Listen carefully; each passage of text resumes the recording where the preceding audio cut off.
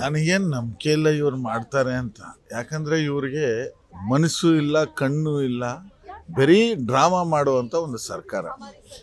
ಏನು JP ನಡ್ಡಾ ಅವರು election ಸಮಯದಲ್ಲಿ ಏನು ಹೇಳಿದ್ರು, ಡಬಲ್ ಇಂಜಿನ್ ಸರ್ಕಾರ ಮಾಡಿ, ಇಲ್ಲ ಅಂದರೆ ನಿಮಗೆ ನಾವು ದುಡ್ಡು ಕೊಡಲ್ಲ, ಯಾವುದೇ ಥರ ಸೆಂಟ್ರಲ್ ಸ್ಕೀಮ್ ಬರಲ್ಲ, ಅದೇ ರೀತಿಯಲ್ಲಿ ಇವತ್ತು ನಡ್ಕೊಳ್ತಾ ಇದ್ದಾರೆ. ಏನು ನಾವು 100 ರೂಪಾಯಿ ಕೊಟ್ಟರೆ ಬರೀ 13ರಿಂದ 14 ರೂಪಾಯಿ ನಮಗೆ ವಾಪಸ್ ಬರ್ತಾ ಇದೆ. ಇದು ಎಲ್ಲಿಂದ ನ್ಯಾಯ?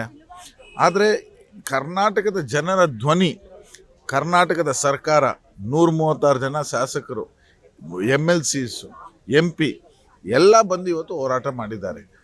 ಜನ ಇದಕ್ಕೂ ಅವರು ಕೇಳದೇ ಇದ್ರೆ ಮತ್ತೆ ನಾವೇನು ಮಾಡಬೇಕು? ಅಲ್ಲ, ಈಗ ನೀವು ಮೊದಲೇ ಹೇಳಿದ ಮಾತು ನಂಬಿಕೆ ಇಲ್ಲ ಮಾಡ್ತಾರೆ ಅಂತ ಅನ್ಸಲ್ಲ ಅಂದ್ರೆ ಮತ್ತೆ ಹೋರಾಟ ಯಾಕೆ ಅಂತ? ಹೋರಾಟ ಮಾಡೋದು ನಮ್ಮ ಹಕ್ಕು. ನಾವು ಪ್ರಜಾಪ್ರಭುತ್ವದಲ್ಲಿ ಇರುವಂಥವ್ರು ಹೋರಾಟ ಮಾಡಲೇಬೇಕು. ಹೋರಾಟ ಮಾಡದೇ ಇದ್ರೆ ನಮ್ಮ ಆಳೋ ಮಗುಗೇನೆ ಹಾಲು ಕೊಡೋದು.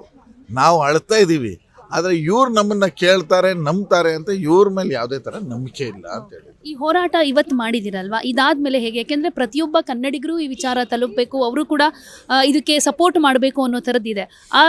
ಜನರಿಂದ ಅದು ಸಿಗುತ್ತೆ ಅನ್ನೋ ನಿರೀಕ್ಷೆ ಇದೆಯಾ? ಇವಾಗ ನಾವು ಇದನ್ನ ಡೆಲ್ಲಿಯಲ್ಲಿ ಮಾಡಿದ್ದೀವಿ, ಜಿಲ್ಲಾವಾರು ಮಾಡ್ತೀವಿ, ಅಸೆಂಬ್ಲಿ ವೈಸ್ ಮಾಡ್ತೀವಿ, ಬ್ಲಾಕ್ ವೈಸ್ ಮಾಡ್ತೀವಿ, ಜನರ ಹತ್ರ ಇದನ್ನು ತೊಗೊಂಡೋಗ್ತೀವಿ. ಕರ್ನಾಟಕದ ಜನತೆಗೆ ಅರ್ಥ ಆಗಲಿ. ಇವತ್ತು ನಾವೇನು 5 ಗ್ಯಾರಂಟಿಗಳನ್ನು ಅವ್ರಿಗೆ ಕೊಡ್ತೀವಿ ಅಂತ ಹೇಳಿದ್ದೀವಿ, ಪ್ರಾಮಿಸ್ ಮಾಡಿದ್ದೀವಿ, ಅದನ್ನು ಕೊಡ್ತಾ ಇದ್ದೀವಿ. ಅದು ಒಳ್ಳೆಯದಲ್ವಂತೆ, ಜನಕ್ಕೆ ಕೊಡಬಾರ್ದಂತೆ. ಬರೀ ಅದಾನಿ ಅಂಬಾನಿಗೆ ಕೊಡೋ ಸ್ಕೀಮ್ ಮಾತ್ರ ಒಳ್ಳೆಯದು. ನಮ್ಮ ಕರ್ನಾಟಕದ ಸಾಮಾನ್ಯ ಜನರಿಗೆ ಕೊಡೋದು ಒಳ್ಳೆಯದಲ್ಲ. BJP ಅವ್ರಿಗೆ ಅದು ಇಷ್ಟ ಇಲ್ಲ. ಸಾಮಾನ್ಯ ಮನೆಗೆ ಒಂದು ತಿಂಗಳಿಗೆ 5-6 ಸಾವಿರ ರೂಪಾಯಿ ರೀಚ್ ಆಗ್ತಾ ಇದೆ ಇವತ್ತು ಗ್ಯಾರಂಟಿಯಿಂದ. ಆ ದುಡ್ಡು ಅವ್ರಿಗೆ ಹೋಗ್ಬಾರ್ದಂತೆ. ಅದು ಹೋದರೆ ಅವ್ರು ಇಂಪ್ರೂವ್ ಆಗೋಯ್ತಾರೆ. BJPಗೆ ಆಮೇಲೆ ಓಟ್ ಹಾಕಲ್ಲ, ಕೋಮು ಗಲಭೆಗೆ ಜನ ಬರಲ್ಲ. ಇವತ್ತು ಜನ ಇಂಪ್ರೂವ್ಮೆಂಟ್ ಆಗೋದು ಇವ್ರಿಗೆ ಇಷ್ಟ ಇಲ್ಲ. ಸಿದ್ದರಾಮಯ್ಯನವ್ರು ಹೇಳಿದ್ರಲ್ಲ, ಅದು ಯಾವುದೋ ಊರ್ ಬಗ್ಗೆ ತಲೆ ಹಿಂಗಲ್ಲಾಡಿಸು ಅಂತ. ಅದೇ ರೀತಿ ಇವರು ಕುರಿಗಳ ಥರ ಇದ್ದಾರೆ. ಇಲ್ಲಿ 25 ಜನ ಕರ್ನಾಟಕದ ಜನ ಗೆಲ್ಲಿಸಿ ಕಳಿಸಿದ್ದಾರೆ. ಈ 25 ಜನರ ಕೆಲಸ ಏನು? ಒಬ್ಬ ಸಂಸದನಾಗಿ ಏನು ಕೆಲಸ ಮಾಡಬೇಕು ಅಂತ ಇವ್ರಿಗೆ ಗೊತ್ತಿದೆಯಾ? 20 ಲಕ್ಷ ಜನ ಒಂದು ಕಾನ್ಸ್ಟಿಟ್ಯೂನ್ಸಿಯಲ್ಲಿ ಓಟ್ ಹಾಕಿ ಏನಕ್ಕೆ ಕಳಿಸೋದು ಸಂಸದರಾಗಿ? ಅವರ ಧ್ವನಿಯಾಗಿ ಇಲ್ಲಿ ಡೆಲ್ಲಿಯಲ್ಲಿ ಕೂತ್ಕೊಂಡು ಮಾತಾಡೋಕ್ಕೆ, ಕರ್ನಾಟಕದ ಧ್ವನಿಯಾಗಿ. ನಾವು 25 ಜನ ಕಳಿಸ್ಬಿಟ್ಟು ಇವರು ಕರ್ನಾಟಕದ ಟ್ಯಾಕ್ಸ್ ದುಡ್ಡು ಕೇಳೋಕ್ಕೆ ಯೋಗ್ಯತೆ ಇಲ್ಲದೆ ಇರೋರು ಇಂಥವ್ರನ್ನ MP ಮಾಡೋದು ಸರಿನಾ? ಇನ್ನು ಈ ವಿಚಾರ ಅಂದರೆ ಈ ಸಂದರ್ಭದಲ್ಲಿ ಈಗ ಲೋಕಸಭಾ ಎಲೆಕ್ಷನ್ ಇನ್ನೇನು ಹತ್ತಿರದಲ್ಲಿದೆ, ಈ ಟೈಮಲ್ಲಿ ಕಾಂಗ್ರೆಸ್ ಎಲೆಕ್ಷನ್ ಸ್ಟ್ರಾಟಜಿ ಮಾಡ್ತಾ ಇದೆ ಅನ್ನೋ ಆರೋಪ.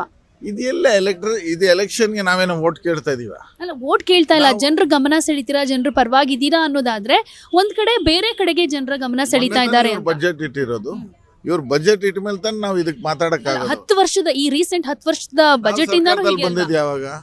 ನಾವು ಸರ್ಕಾರಕ್ಕೆ ಬಂದಿದ್ದೀವಿ ಇವಾಗ 8 ತಿಂಗಳಿಂದೆ. 8 ತಿಂಗಳಾದ್ಮೇಲೆ ಫಸ್ಟ್ ಬಜೆಟ್ ಇದು. ಆ ಬಜೆಟಲ್ಲೇ ನಾವು ಬಂದಿದ್ದೀವಿ. ನಾವು ಯಾವುದೇ ಥರ ಪಾಲಿಟಿಕ್ಸ್ ಮಾಡ್ತಾ ಇಲ್ಲ. ಕರ್ನಾಟಕ ಜನತೆಗೆ ಹೇಳ್ತೀನಿ, ನನಗೂ ಒಂದು ಆಪರ್ಚುನಿಟಿ ಸಿಕ್ಕಿದ್ರೆ ಈ ಬಾರಿ MPಗೆ ನೀವು ಒಂದು ಅವಕಾಶ ಮಾಡಿಕೊಡಿ.